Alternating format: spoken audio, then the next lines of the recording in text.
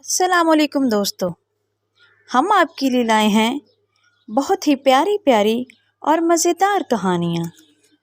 تو ہماری کہانیاں دیکھنے کے لیے ہمارے چینل کو سبسکرائب کریں اور ہماری ویڈیو کو لائک کریں۔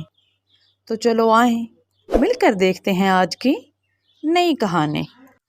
کہیں ایک بادشاہ تھا، وہ خود تو رحم دل تھا اور ایک نیک مزاج تھا، مگر اس کا بیٹا اتنا ہی بے رحم اور تلخ مزاج تھا کہ جب دیکھو غصے میں تیوری چڑھائے ہوئے نوکروں کو اور غریبوں کو ڈانٹتا پیٹتا ہی نظر آتا۔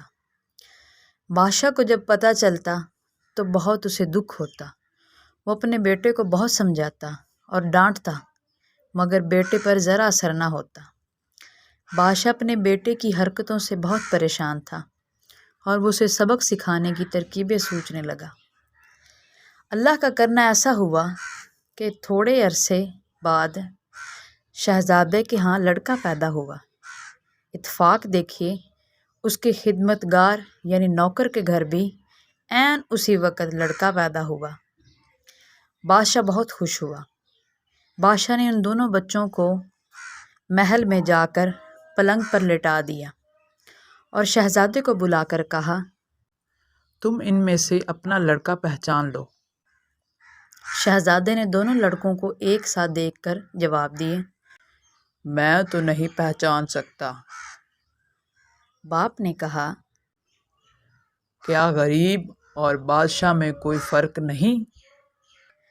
اگر شہزادے نے جواب دیا، مجھے تو کوئی فرق نظر نہیں آتا۔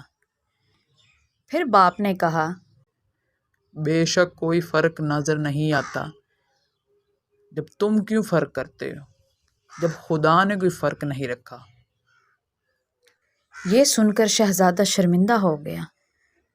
اس نے اسی وقت ان تمام خدمت گاروں کے آگے معافی مانگی اور اس کے بعد نوکروں اور غریبوں پر کبھی سختی نہ کی اور سب کے ساتھ اچھا سلوک کرنے لگا۔